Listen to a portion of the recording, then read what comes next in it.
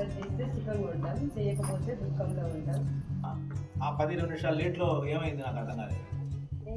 కానీ మధ్యాహ్నం కదా తినబెట్టాం, ఇంకా కొంతమంది తినమంటేనేమో తినాలి. ఏంటి బాక్స్లో పెట్టి తినలేడా మొత్తం ఇలా ఇట్లా అయిపోయాడు. దేవుడా 10 మంది రాలేదా? బుద్ధి లేనోళ్ళే కదా వీళ్ళందరూ. నా మీద పూలైతే అభయ సంస్థ వచ్చి చేరిందంటే దాన్ని ఎంత శ్రద్ధాభక్తులతో తీసుకోవాలి. మీరు ఛాలెంజ్ చేశారు కదా మొదటి రోజు అక్కడ కూర్చొని, సార్ అందరూ వస్తాం సార్, రోజు వస్తాం సార్ అనేది.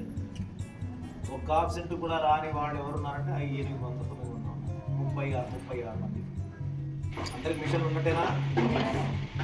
టైలరింగ్ అర్థమవుతుందా?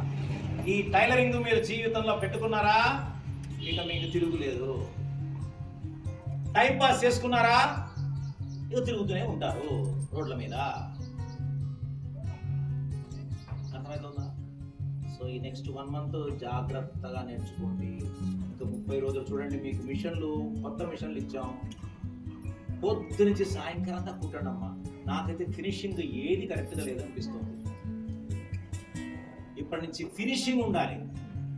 బట్ట ఏదైతే ఏంటమ్మా, క్యాన్వాస్ అయినా, సైన్ బట్ట అయినా, ఏదైనా సరే, టాప్లిన్ అయినా, పాలిస్టర్ అయినా, బట్ట ఇష్యూ కాదు.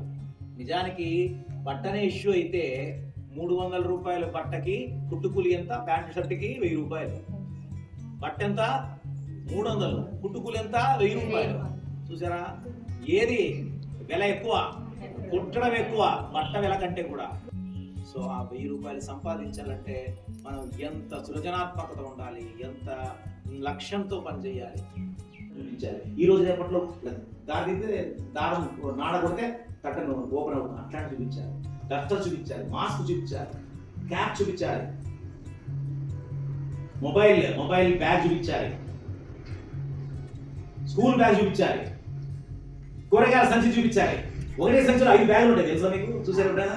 5 in 1 బ్యాగ్. కూరగాయలు తీసుకెళ్లే బ్యాగ్, ఒక అరలో టమోటా, ఒక అరలో అట్లా వేసుకుంటారు లోపల.